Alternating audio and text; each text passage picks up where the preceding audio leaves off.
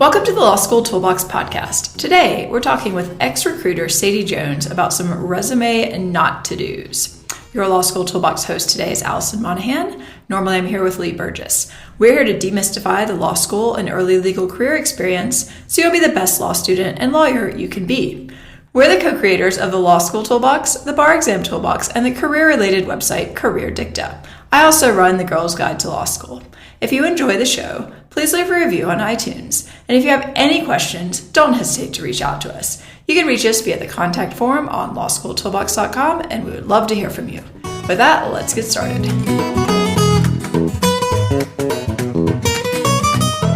Welcome back. Today, we have guest Sadie Jones, an ex-BigLaw recruiter, here to talk about some resume no-gos. All those things that you should never do on your resume. So first off, could you give our listeners a sense of your background if they haven't listened to your other guest episodes? Hi, thanks for having me back. Thanks. So I have worked at 3 large law firms on both coasts, and I've worked in main offices of some firms and smaller offices of other firms, and I've done summer recruiting, lateral recruiting, LLM recruiting, so I have seen lots of resumes. It does sound like you have seen a lot. I mean, I've seen a decent number in my day, but definitely you have seen a lot more than I have. So other than typos, which are a definite no-go, but we've talked about this 100 times before, what is the number one thing that you hate to see on a resume? What just drives you crazy? What really drives me crazy is when things don't line up. What do you mean by that? That is my number one pet peeve. Like the margins, like where they write the dates on the side, if those don't line up, if your bullet points don't line up, if anything's like wonky and moves over in the paragraph. So I really think that if it looks neat and it all lines up, it's just much easier for me to read and quicker. Yeah, I agree. The thing that drives me the most insane is when people try to full justify. So they justify on the left and to the right, and the stuff on the right doesn't align to the right. I'm just like, oh, how can you not see this? Like, you can't have a jagged edge there. If you want to push the date over there, you have to make them line up. Yes. And even if it's not a substantive thing, the dates might be accurate. But I think it starts it off with thinking, well, this person didn't really look that carefully, and so, what else are they not careful at? Yeah, exactly. I think it's just that attention to detail that you don't want someone looking at your resume and wondering what else you're going to mess up. Yes, yeah. Exactly. I mean, because this is sort of your first impression. So even if you have to get out a ruler and lay down the ruler on the piece of paper and make sure that everything lines up, I mean, the alternative is just don't try to full justify things. It actually is pretty hard to get right. I think it can be nice when it's done properly, but I agree. I think it's really easy to mess it up. Yeah, I mean, I did that with mine, but I went to design school, so I was super picky. But even then, I remember within paragraphs, because you have to do the full justification typically within the paragraphs too, so you have tidy lines on the right and the left. Mm-hmm. And then what that does is sometimes it puts weird spacing in the middle because they've had to spread it out. And so I would literally sit there and try to make lines slightly shorter, slightly longer, so it didn't look like that. Which seemed crazy. I mean, it seems crazy when I'm talking to you about it, but I think that's really what you have to do. Yeah, and I always think, have someone else who's never seen it before take a look at it. If they think it doesn't look neat or it doesn't look right, or a couple people think that, I would rethink how you're doing it. Yeah, the other one that drives me nuts on formatting is when people don't use things like bold and underlines and italics consistently. It's just okay, come on. Or small caps and not using small caps in certain places. You got to pick a style and kind of go with it, but you have to be really picky because, a lawyer who's looking at this is thinking, is this what a court document that they turn in is going to look like? Exactly. And everything, like you said, needs to be consistent. So the dates all need to look the same, be the same font, the same size, the headers. If you're underlining, then you need to underline for each of them. So you just, I say keep it simple. I agree. I think keep it simple. Sometimes people, for example, will put the location on certain jobs, but not on other jobs. that drives me crazy.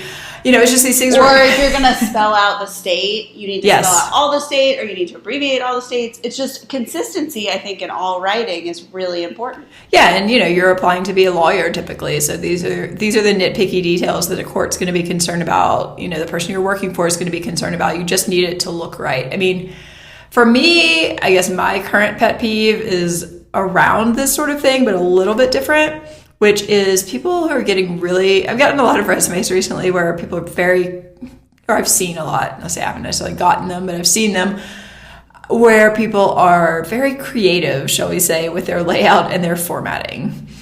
Absolutely. And I agree. Again, I think just keep it simple. Because a lot of times what this does, and I don't know, I mean, I guess there's advice out there on the internet or at law schools or something telling people like, oh, you can use a different colored box to highlight your skills or something like that. Just don't do that. I agree. I mean, I think if you were applying for a design job or a PR job or something in a more creative field, then I understand why you might want to have a more creative resume. For a legal job, it should, not have colors, not have weird boxes. It should just be bullets, jobs, education. That's it. Yeah, and certain schools have opinions on whether you should use bullets or not use bullets, or paragraphs or not paragraphs. Honestly, that sort of thing I couldn't possibly care less about as long as it's easy to read. I think Columbia made us get rid of the bullet points, which I thought was kind of stupid, but whatever. Well, and I think that's a chance to, unless your school is telling you can't for some reason, I think those are, individual decisions. And like you said, I wouldn't really care either way. It's just a matter of it being easy to read. Yeah, exactly. I think you just need, for a legal resume, keep it simple, make your formatting decisions, keep them consistent, make sure they're consistent. Obviously, don't have any typos, duh. Another thing that I've been seeing, which is definitely a not to do, is people who have resumes with incorrect contact information on them. Yes. I mean, you have an old email, or, people even make typos in their own phone numbers and emails. Yeah, which is if I can't kind of contact crazy. you, I'm not going to spend the time to figure it out. Yeah, exactly. I mean, it would be very sad if someone submitted a resume and, someone who sees it, the hiring manager or someone at the employment place is like, oh gosh, this person sounds really fantastic. I'd love to talk to them. Let me send them an email. And the email bounces back. Yeah. I think the same thing sort of with your name. I know some people have longer names and they use a nickname, or they have a legal name and they use their middle name. I would try to make the name on your resume the name you want them to call you. Don't make it difficult for the person. If you use your middle name, maybe you just want to start it with an initial of your first name and then write your middle name or something in quotes. I just think I've seen a lot of that also, and it shouldn't be hard for the person to know what they're supposed to call you. Right, exactly. I mean, also, I think another thing to keep in mind, again, detail, but kind of important, is if your email name doesn't match the name on your resume, maybe you've gotten married, maybe it's just a name you don't go by. I feel like set up a Gmail or something that, you want everything to match. And also, we'll talk about this later, but your LinkedIn profile should be consistent with whatever's on your resume, including your name. So you can be named whatever you want. no one really cares, but right. You want to make that consistent across all of these ways that people might find out about you, because otherwise it just it creates doubt about well, who am I talking to? Is this the right person? Did I call the right person? Did I email the right person? Was this a mistake on my part? You don't want people to be wondering who they're talking to.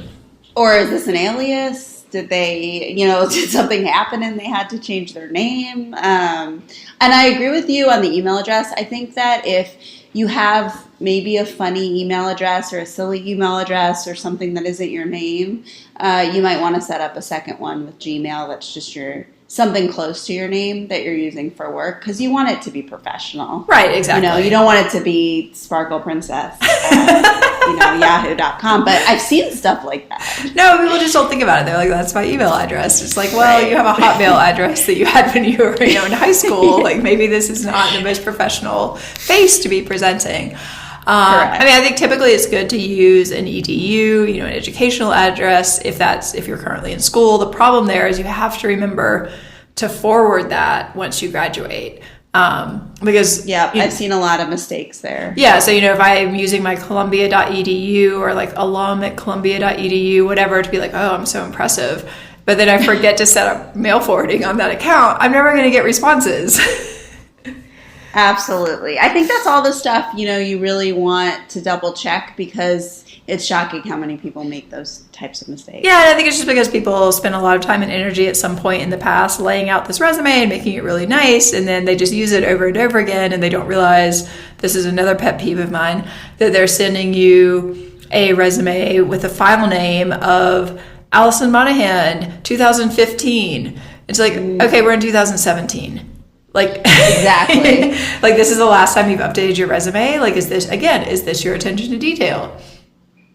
I was going to say the same thing. You should always be updating your resume, and you should always make sure that it's current, and the person who's reading it is going to see the name of the document, and so you want to make sure that sounds right. You don't want it something, edits version or anything like right. that. Exactly. Want it to be a final name. Another in a one, PDF. Yeah, another one that definitely a PDF. Don't send a Word doc.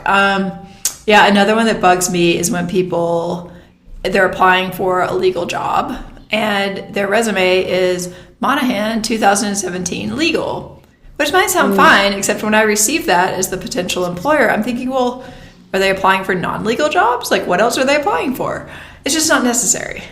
Yeah, or a specific practice group. I think it would be the same thing. They're applying for litigation with me. Does that mean that they're applying for corporate with somebody else? Right. Like, I get that it's easier to keep track of your own files if you give them different names, but you need to think about how it's going to be perceived when you upload that file.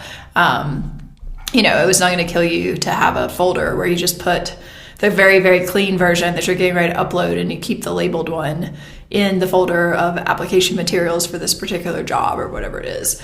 I think they're all slightly, small little extra steps that aren't a big deal that can make a difference. Right. I mean, they're not a big deal, but it makes it look like you have paid attention. It makes it look like you have attention to detail. And these are the things that lawyers are looking for. Absolutely. All right. Well, let's talk now about some pretty specific questions that we've been getting about resumes and what's okay to have on it and what's not okay. Sure. Well, first off, particularly for a law student, what's too long and what's too short? So I think the rule of thumb is a page. And for a law student, I think, sometimes you can't fill up a page, and that's okay. It can be a little bit shorter. You can adjust the font. There's usually a way to fill it in, though, so it fits sort of a page nicely. Right. And I also don't think you want to go much over. The only time I think you're going over is if you have a lot of experience, and if you're a law student, you don't have a lot of legal experience. So there you have to cut back on other things. Occasionally, you might have someone who really had a full career, and there's a real reason because, let's say they were an engineer before, and they're going to be applying for IP jobs. That stuff's all relevant. Right. And so I think you could go over, or you were published a lot or something like that. But I think those would be really special cases. So for me, a page is right. I think that's right. I mean, occasionally I've had students that I've helped with their resumes, and maybe they're a 3L and they've done a lot of very extensive, say, clinic experience or internships or externships. And it's very relevant to the jobs they're applying for.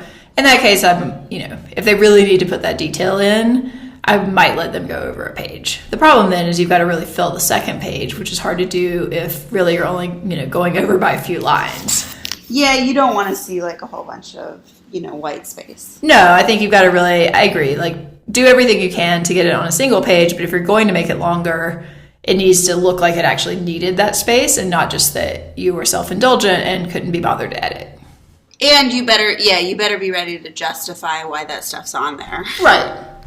Exactly. I mean, in the case I'm thinking of, the student was applying for positions. He really wanted to do appellate law, and he had done several appellate law internships and that kind of thing. And he really did want to dive into this is what I was actually doing. This might be relevant.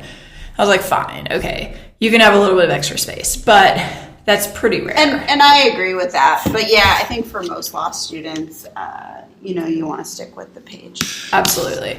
And how do people know whether to focus on education or prior jobs in terms of what should come first, what should get the most space? Well, if you're a law student, I think most likely you're always going to start with your education first because you're more junior. I think you start switching it after, let's say you have a few years of work experience, 5 years of work experience. You have enough where your experience becomes more important. Mm-hmm. So that would be more for a lateral search. But for the law student, I would start with the education. Yeah, I think that's right. And, later on, you can kind of weigh, well, are my jobs more prestigious? Is my schooling more prestigious? Those are the kind of calculations you could be making later on. But I think if you're in law school, people basically want to know, okay, where are you in school? What are you doing there? How are your grades? If you're allowed to put that on the resume, which we weren't. So I think you're thinking what is the first thing you want to catch the person's attention with? Right. So how are they reading your resume? That's how you should read your resume. Yeah, sometimes people also ask if they can leave off situations, say where they transferred, either undergraduate or law school. I think that's a really bad idea. I agree. You need to be straightforward about where you went to school. I transferred after my first year of college and I just put it on there. Here's the college I was at. This is what I was studying. This is what I did. There for 1 year. Next. No one really cares. Yeah, and I've also seen people who don't put it on, but then submit a transcript from the school they didn't put on. Which looks weird. Yes, because all of a sudden you're like, wait, I didn't see it on there. What is this? What does this mean? What did they leave out? And why? Yeah, exactly. You don't want people to be asking these questions about what are they trying to hide on their resume or on their background. Particularly. And there's nothing wrong with transferring. I think the reason people do it is because they, in their head, think there's something wrong with it, and there's not. Yeah, it's just a thing that happens. With law schools, typically you've upgraded when you transfer, and I think typically employers like to see that because it shows someone who has initiative, somebody who worked really hard to achieve a goal. It's not like, oh, I couldn't get into this amazing school to begin with. I think in some ways I would have more respect for a transfer student than someone who just started out there. Yeah, we actually would always hire a lot of transfer students and thought of it as a positive. And there's the occasional time, you might have transferred because for another reason, like for location or, the personal reasons. And I think, just be prepared to explain it quickly in an interview or your cover letter or something. Yeah, exactly. It doesn't really matter that much, to be honest. So I think the key is you're only going to be messed up by that if you try to hide it. So just don't try to hide it. Yes. All right, so what about kind of non-prestigious jobs? For example, working in a restaurant, working in a coffee shop, working in retail. Sometimes people come to me and they say, well, I don't really feel like this job is, the sort of job that a legal employer would be interested in, but it is what put me through college. Do I have to leave it off or should I include it? What do I do? So I think this depends. And I think if it is what put you through college, then I would put it on your resume. And if you worked, let's say, a 40-hour week or, a strenuous amount while you were also doing well in school, I think that's great. I think that shows initiative. Maybe you worked your way up and you were a manager in the restaurant or something like that. I think that's fine. And some of these jobs might have some skills that you can kind of put in that transfer over to anything. I think if it was just something that you did, during the summer in college or something like that, I would probably leave it off. Yeah, I agree. And some of this also has to do with how much other work experience you have. If this is literally the only work experience you've ever had in your life, I think it probably has to go on there. Yeah. But, absolutely. I worked definitely a variety of random jobs in college. And when I was applying to law firms, not every one of those, probably not any of those really was on my resume just because it wasn't relevant. I'd had other careers. But I don't think sometimes they fall off your resume as other things get added. Yeah, exactly. And I think that's okay also. Yeah, and I don't think there's anything inherently wrong with this type of job. I think in a lot of cases it can be a plus. It shows, I worked straight out of college, for example, at Eddie Bauer for a few months doing retail. Yeah. And, is that a prestigious job? No, but it actually taught me a lot about customer service. And, I was trusted with money and all of these things that if you think about it, actually are relevant to working as a lawyer. I agree. I think this is really case by case, and you have to ask yourself, what skills, what part of my life was this? Why is it important? Right, and I think is what you should ask yourself every time you're putting something on your resume. Right, and also, is this something I would want to discuss in an interview? Exactly. Good point.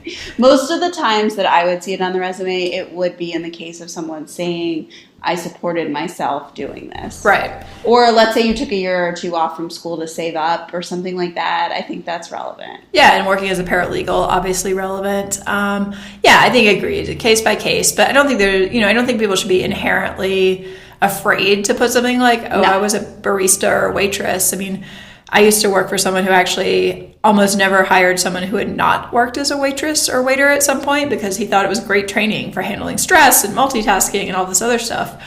I got in because I'd been a barista, but he's like, well, I was, wasn't quite perfect, but close enough. So you just never know. Maybe somebody themselves like grew up waiting tables and they think this is a great thing for you to do. I'd say play it by ear. And I think if your resume is getting too long, that's not the one you're going to leave on. No. More relevant experience. That's the times where I think it's odd when a resume is too long and they have a bunch of those kind of things. I'm thinking, well, not good judgment. Right. They go to 2 pages so that they can list like their freshman year of college, like stint at the library doing campus work service. Like, okay, that can probably go. I think if you're going over 1 page, you can axe these type of jobs. Yes. Well, what about other time-consuming activities in college? For example, somebody wrote recently asking what to do about her sports career because she was a serious athlete in college. It took up a lot of time. It didn't really allow her to do internships, and she just wasn't really sure like how this is going to be perceived or if she should even put it on the resume. I think it's great. I actually think that's a really big positive. And we always liked people who, had excelled in something like that. And I do think it's something, if you want to put it on there, that you should have excelled at and really spent time on. It was like an important part of your life. You want to talk about it.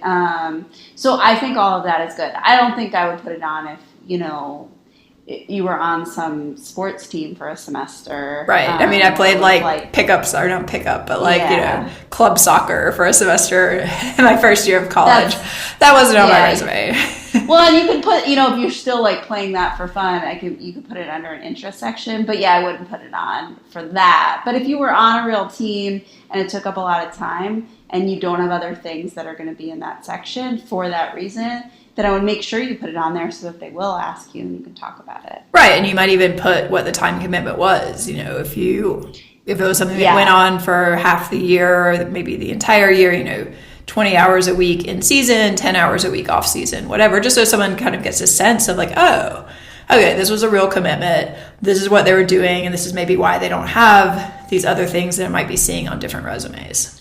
And I think sports show lots of great skills that translate over, like you were saying about, working in a restaurant or other things. I mean, sports is a commitment and it's a team activity a lot of times. And, there's lots of skills. Yeah, it's discipline. You can make yourself do things you might not want to do.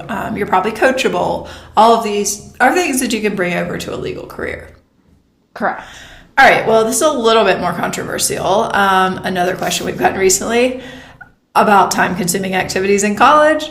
What about Greek affiliations? I mean, how much, if any, should someone mention being in a fraternity or a sorority?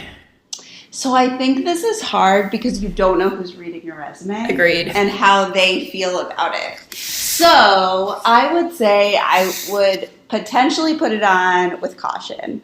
I think that if you had a leadership role or you were involved in some kind of like organizing activity and there's really a reason that you're trying to bring this over, then I could sort of see it. I'm hesitant to recommend it because so many people kind of have negative connotations of what it means. And so I think there's possibly a bigger chance of sort of kind of turning someone off to your resume versus like someone being really excited about it. I mean, I think that's right. I mean, I definitely would not see it as a particularly positive if someone's like, oh, I spent, 4 years basically binge drinking in my fraternity, which, I mean, let's face it, for a lot of people, that is the perception, fair or not fair.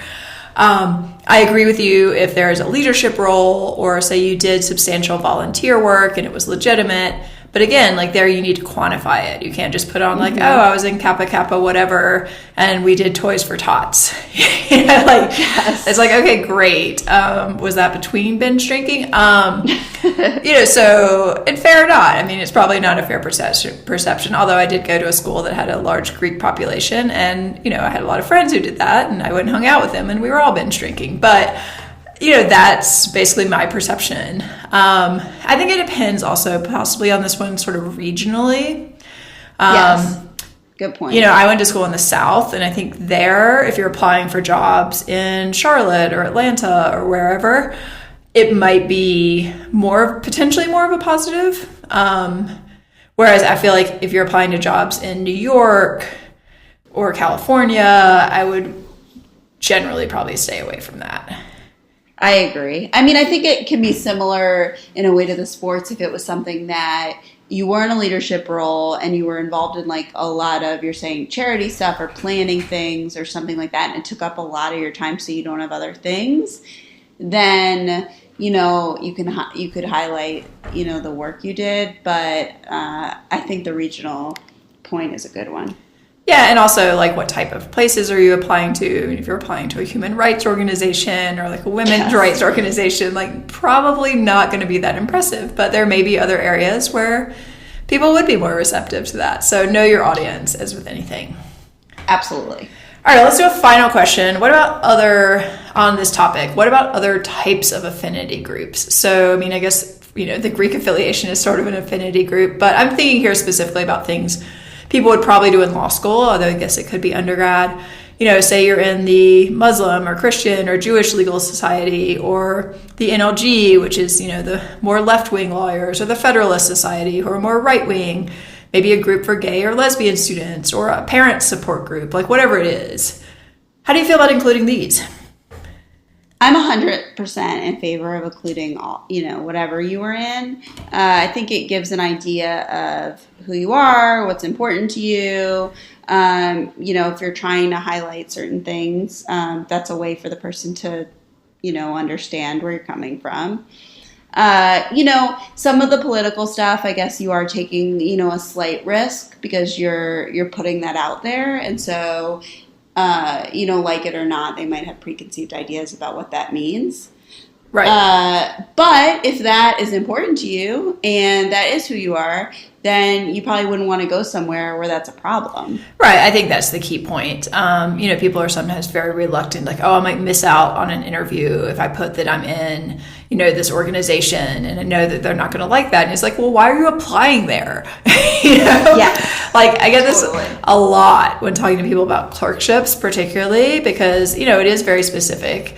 It is one person. That person has certain viewpoints on things. And, sometimes I'll get someone who's like, well, I'm gay and I have a partner and we've been together for a few years now, but I think I'm going to, have a really great shot through a professional connection about getting a job in this really conservative area of the country with a really homophobic judge. It's going to be awesome, right? Like, I'll just leave off this part of my resume. I'm like, are you out of your mind?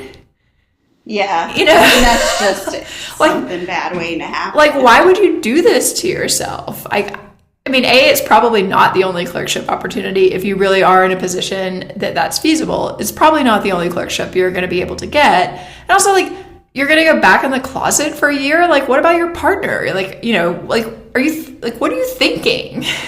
Yeah, I think some people are clouded by just, being desperate or really wanting something. And I think they don't think about the bigger picture, which is, you want someone to hire you, but you're also looking for somewhere you want to be and you're going to be comfortable. Yeah, it has to be the right fit. I mean, I think it probably is true that if you put certain of these affinity groups on a resume for certain employment opportunities, like, you might not get that opportunity. But I think it also means that's probably not the right place for you to be working. Yes.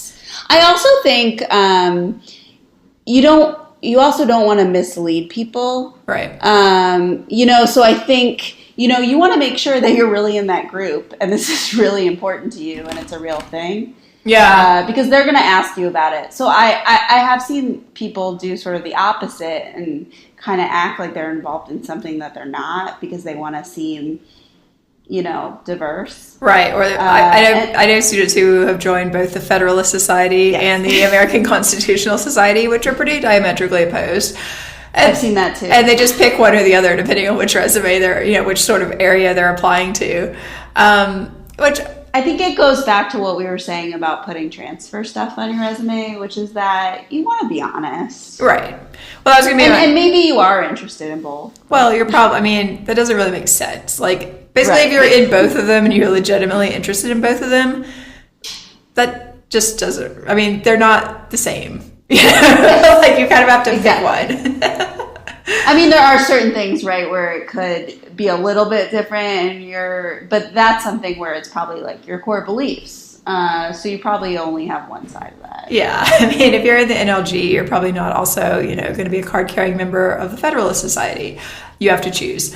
Actually, you just mentioned this, but I was going to ask you, so is it ever okay to exaggerate or make stuff up on your resume?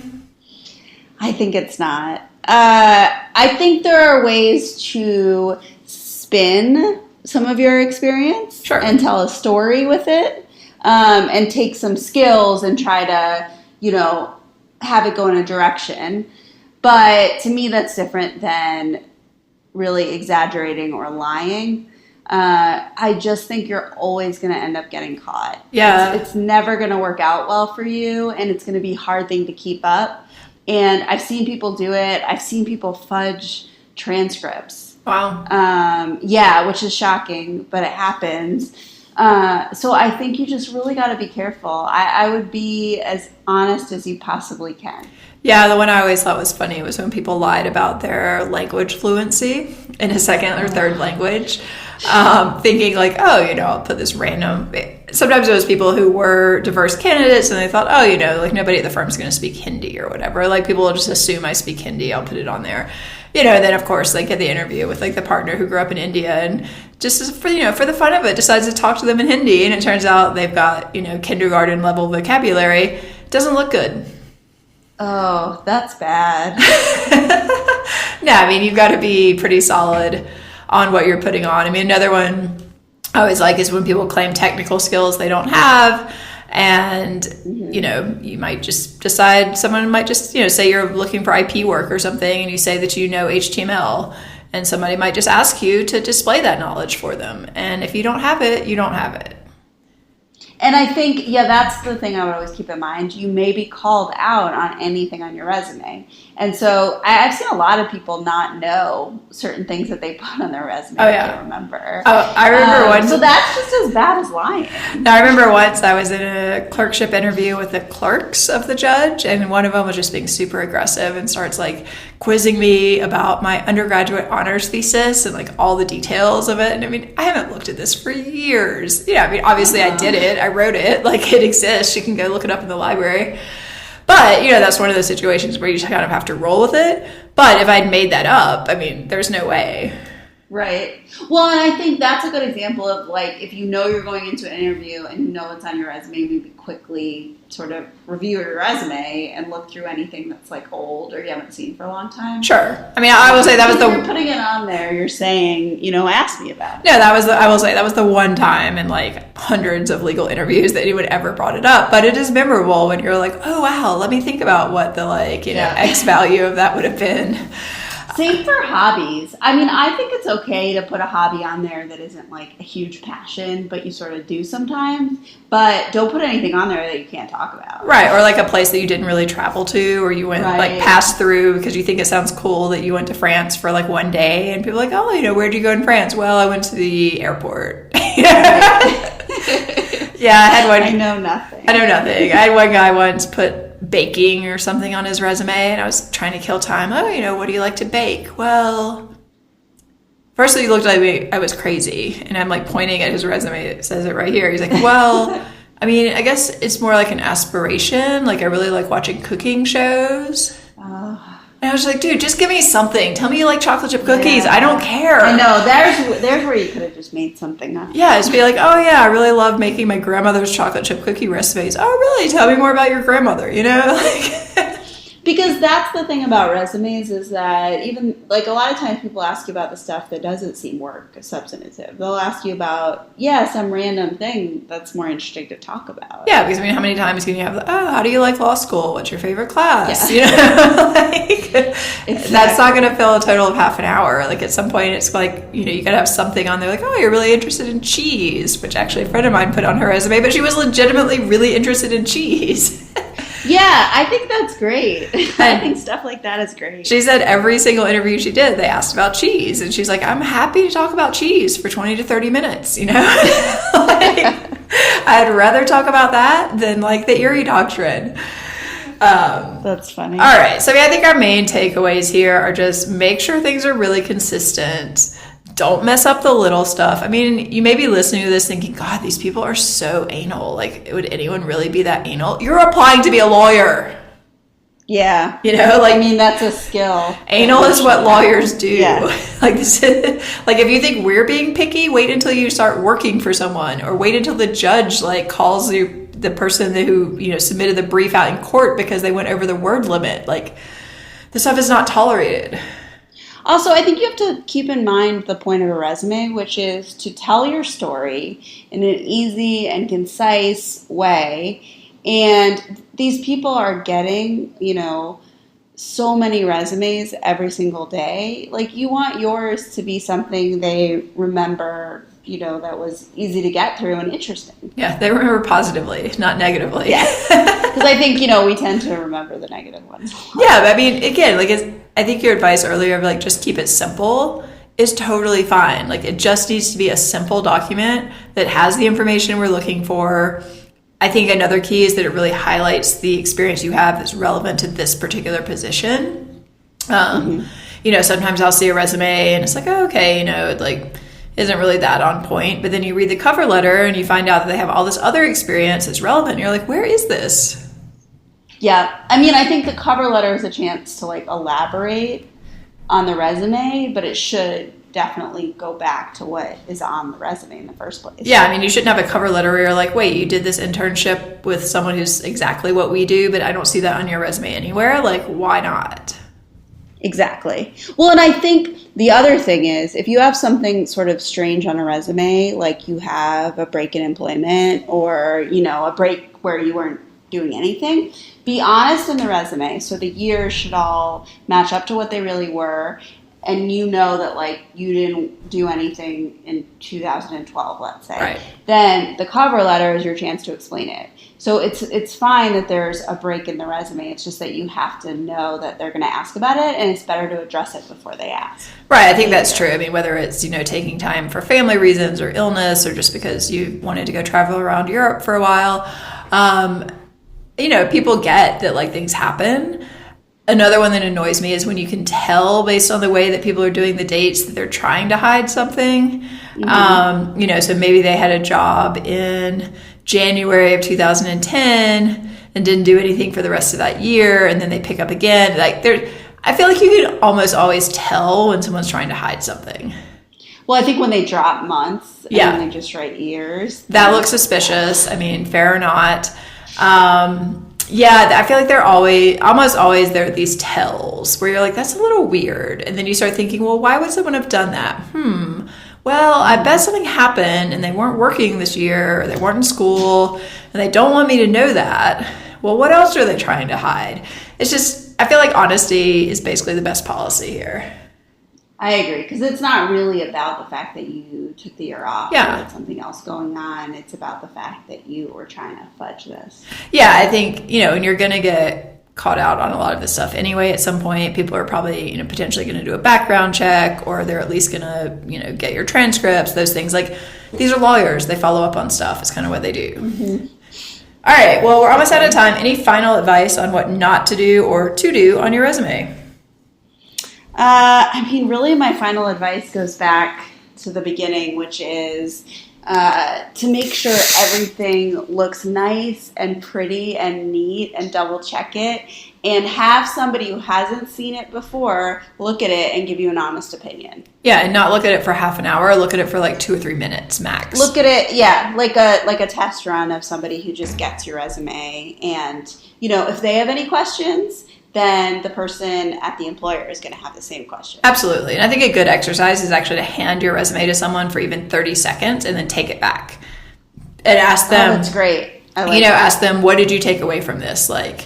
And if they have no idea and they're not telling you the story back that you think your resume is telling, then you need to revise it, because honestly, that's about all the time you're going to get a lot of times. And I think sometimes people spend a lot of time in their resume and they take it a little bit personally, right? How somebody reads it. And so you can't do that. You have to say, it's okay, let me adjust it. You have to, have someone with fresh eye look at it. Yeah, you have to kill your babies, basically. It's just because it is really a design process, and you're probably going to want to have several of them, not with weird names, but for different types of jobs and things. And, you can do the same exercise. Are you taking away from this what I want you to take away for this specific position? And if the answer is no, then reshuffle things until it's oh yeah, you are so qualified for this. I would definitely call you for an interview. Absolutely. Because really your resume is just getting you in the door. It's not telling your whole story. It should just be sort of a quick snapshot. Yeah, you're trying to pique someone's interest so that they're yes, this person is exactly what I'm looking for this job. I want to talk to them tomorrow. But do not pique their interest with pink boxes. No, because then they're going to be what? I don't understand this. Is it Valentine's Day? Why? This is just... I think if someone has I don't really understand what's going on here, it's probably going to go in the reject pile, or at least they're going to have serious reservations about it. Absolutely. All right, well, with that, unfortunately, we are out of time. Thanks so much to Sadie for joining us and sharing her expertise. Thank you for having me. Oh, our pleasure. If you would like personalized help on your resume, you can actually check out our career site, which is at careerdicta.com, for details on how we can help. If you enjoyed this episode of the Law School Toolbox Podcast, please take a second to leave a review or rating on iTunes or your favorite app, because we would really appreciate it. And be sure to subscribe so you don't miss anything. We usually have new episodes on Monday. If you have any questions or comments, please don't hesitate to reach out to Lee or Allison at lee@lawschooltoolbox.com or allison@lawschooltoolbox.com, or you can always contact us via our website contact form at lawschooltoolbox.com. Thanks for listening. We'll talk soon, and good luck with those jobs.